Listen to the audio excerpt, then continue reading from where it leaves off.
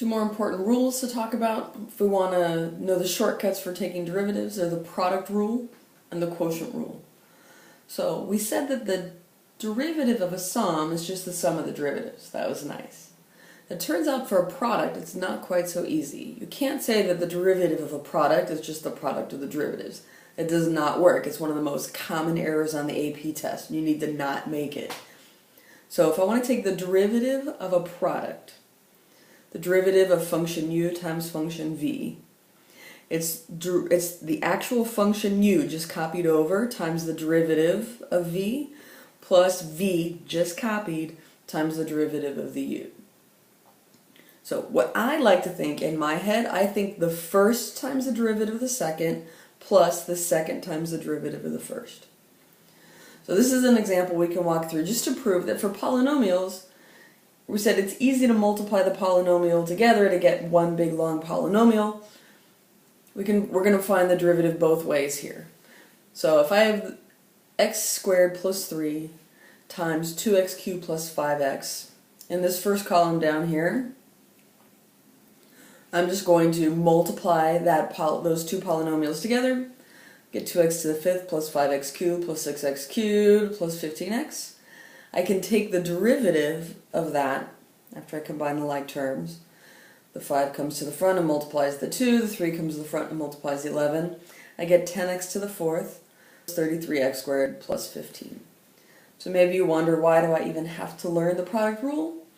Well, for other kinds of functions besides polynomial functions, multiplying them together doesn't give you just another sum and difference problem that you can do. So we're learning now in an easy situation, so that in the future we'll be able to use the product rule. It will be our only option.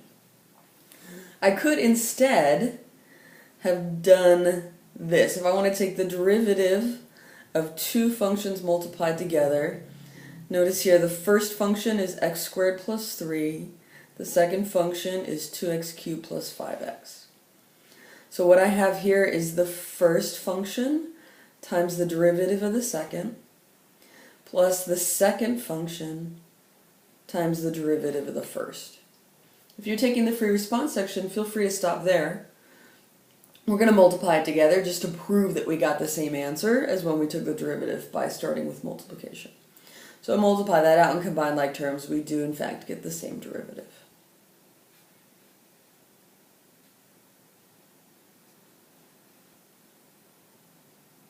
Alright, this is the quotient rule. It's for taking the derivative of two functions that are divided, so written as a quotient, division.